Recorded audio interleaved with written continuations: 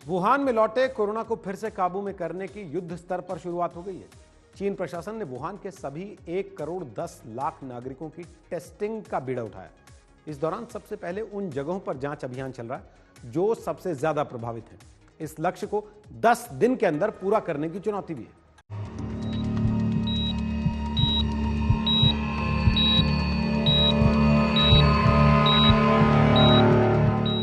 जो corona virus चीन के वुहान से निकलकर पूरी दुनिया में फैला, वही वायरस एक बार फिर से वुहान में करीब 1 महीने के बाद लौट आया है, वो भी नए लक्षणों के साथ,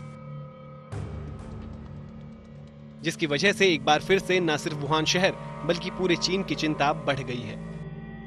और अपनी इस परेशानी को दूर करने के लिए चीन प्रशासन ने सख्त कदम उठाते हुए पूरे वुहान के नागरिकों की कोरोना जांच करने की योजना बनाई।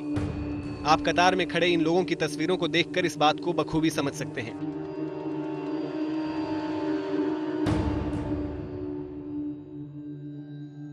यहाँ सबसे पहले उन लोगों की जांच की जा रही है जो हाई रिस्क इलाकों में रहते हैं। कोरोना जांच अलग अलग जगहों पर कैंप लगाकर की जा रही है। इतना ही नहीं, कुछ इलाकों में डोर टू डोर टेस्टिंग भी की जा रही है। वुहान प्रशासन 10 दिनों के अंदर अपने सभी नागरिकों की कोरोना जांच कर लेना चाहता है। यही वजह है कि युद्ध स्तर पर यह अभियान चलाया जा रहा है और इस दौरान वुहान के सभी 1 करोड़ 10 लाख लोगों की कोरोना जांच होगी। दुनिया में सबसे पहले कोरोना वायरस का मामला चीन के वुहान शहर से ही सामने आया था। यही वजह है कि चीन सरकार वायरस को लेकर कोई कोताही नहीं बरतना चाहती है। बीते शनिवार और रविवार को वुहान में कोरोना के 6 नए मामलों की पहचान हुई थी, जिसमें कोरोना के नए लक्षण दिखे थे, जिसको देखते हुए सरकार ने तुरंत सख्त कदम उठाने का फैसला किया और वुहान के सभी नागरिकों की कोरोना जांच 10 दिन के अंदर करने का आदेश जारी किया, ताकि एक बार फिर से कोरोना को फैलने से रोका जा सके। आज तक ब्यूरो। कोरोना वायरस के कहर के बाद फ्रांस में भी जिंदगी पटरी पर लौटने लगी है। पश्चिमी फ्रांस में बीच आम जनता के लिए खोल दिए गए और फिर से यहां रौनक लौट आई। हर उम्र और हर वर्ग के लोग बीच पर मौज मस्ती करते नजर आए। फ्रांस के राष्ट्रपति ने कहा कि लॉकडाउन में छूट को और बढ़ाया जाएगा।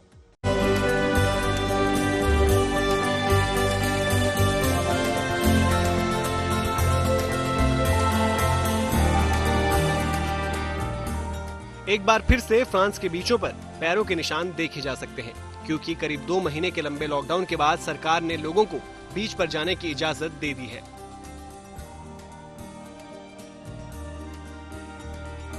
जिसके बाद से ही पश्चिमी फ्रांस के लाबूल बीच पर लोगों की भीड़ नजर आने लगी है। यहाँ कोई सर्फिंग करते नजर आया, कोई रनिंग करते तो कोई समंदर किनारे आराम फरमाते। इतना ही नहीं, इस दौरान लोगों के चेहरे की खुशी को भी आसानी से पढ़ा जा सकता है, क्योंकि दुनिया के बाकी देशों की तरह फ्रांस में भी कोरोना वायरस ने जमकर कहर बरपाया, जिसकी वजह से पूरा फ्रांस करीब 2 महीने तक लॉकडाउन में रहा और इस दौरान लोगों को घरों में ही रहने की सख्त हिदायत दी गई थी। लेकिन लंबे समय बाद एक बार फिर से कुछ जगहों को शर्तों के साथ खोल दिया गया है।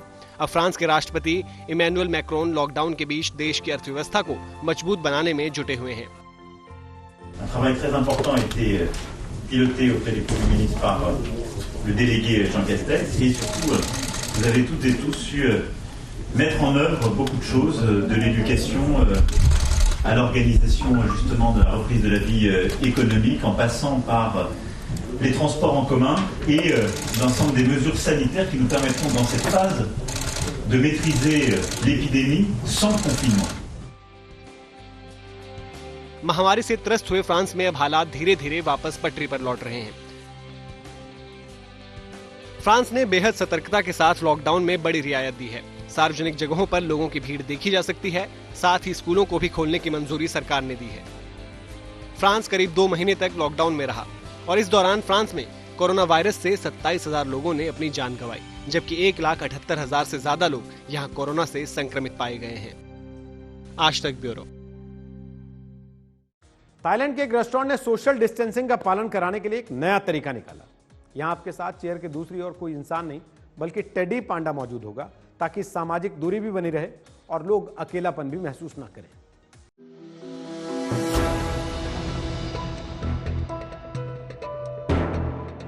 जहां दुनिया भर के देश धीरे धीरे कोरोना वायरस से लगाए प्रतिबंधों में छूट दे रहे हैं, तो वहीं साथ में मास्क के साथ सोशल डिस्टेंसिंग का पालन करने के लिए भी कह रहे हैं। एक लॉकडाउन में ऐसी ही तस्वीर थाईलैंड के एक रेस्तरां से आई है, जहां सोशल डिस्टेंसिंग का ध्यान रखते हुए एक नया तरीका निकाला गया है। इसमें आपके साथ चेयर के दूसरी ओर कोई इंसान नहीं बल्कि टेडी पांडा को बिठाया गया है, जिससे अकेलापन महसूस ना हो। इस पांडा को सजाकर आपकी टेबल पर आपके ठीक सामने बैठाया जाएगा, जिससे सामने बैठने वाले व्यक्ति को एहसास हो कि उसके सामने उसके साथ कोई बैठा है और वो उस टेबल पर अकेला नहीं है। आपको बता दें कि थाईलैंड सरकार ने जनता से मास्क पहनने और सोशल डिस्टेंसिंग का उपाय जारी रखने का आग्रह किया है। हालांकि 9 मार्च के बाद से थाईलैंड में एक भी नया कोरोना वायरस का मामला सामने नहीं आया है।